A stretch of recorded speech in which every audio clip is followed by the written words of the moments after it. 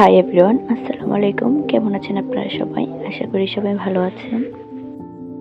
আরেকটা নতুন ভিডিওতে আপনাদেরকে স্বাগতম জানাচ্ছি। আজকের ভিডিওটা একটু স্পেশাল, কারণ আজকে হচ্ছে আমার শ্বশুরবাড়ির সবাইকে নিয়ে আমরা পিকনিক খেলবো। আমার বিয়ের পর এই প্রথম তাদের সাথে পিকনিক খেলা। তো চলুন ভিডিওতে যাওয়া যাক। শুরুতে দেখতে পেয়েছেন যে আমি পায়েস রান্না করছি। পায়েসটা আমি খুব ভালো রান্না করি, সেটা সবাই বলে, এবং সেদিনকার পায়েস রান্নার আমার উপর দায়িত্ব ছিল, তো আমি রান্না করে ফেলছিলাম পায়েসটা। পিকনিকে যেটা হয় যে এক একজন এক এক রকমের রান্না করে, তো আমি যেহেতু নতুন, আমি অত রান্না পারিও না, তবে যেটা যেটা পারি, সবাই যেটা বলে যে এটা মজা হয়, এটাই আসলে আমি রান্না করার চেষ্টা করি। তো ওই দিন ছিল পায়েস, আমার উপর রান্না করার দায়িত্ব ছিল। আর আমার খালি শাশুড়ি, মামি শাশুড়ি, আন্টিরা সবাই মিলে অন্যান্য রান্না করতেছিল। এখানে ডিম রান্না করছিল, ডিম ভুনা যেটা বলেন।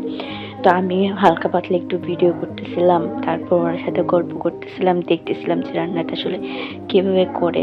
আমিও শিখছিলাম, সাথে আপনাদেরকেও দেখাচ্ছি যে আসলে রান্না বান্না কীভাবে করে। আমি অত ভিডিও করতে পারিনি, বাট যেটুকু পেরেছি ওইটুকুই আপনাদের সাথে শেয়ার করছি। তো জিম যেভাবে রান্না করে এখানে ওইভাবেই রান্না করতেছিল সবাই মিলে।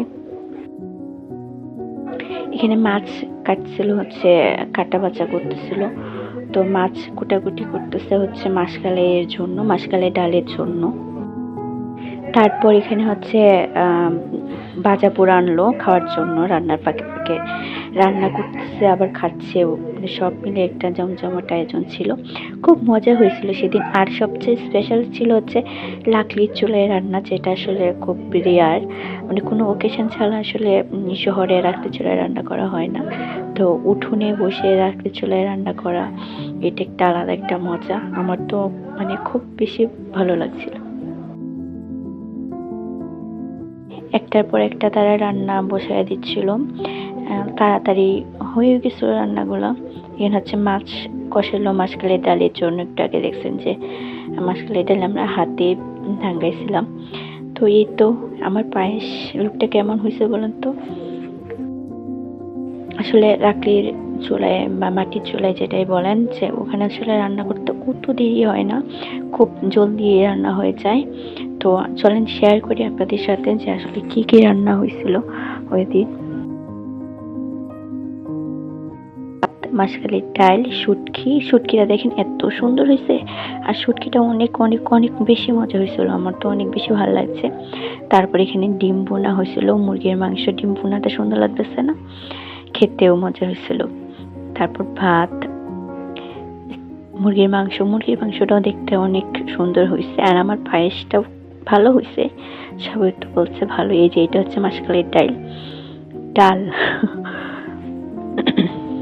এই তো আমরা রেডি হয়ে শাড়ি পরে তারপর আসছি খাওয়ার জন্য, আর সবাই মিলে একসাথে খাইছি।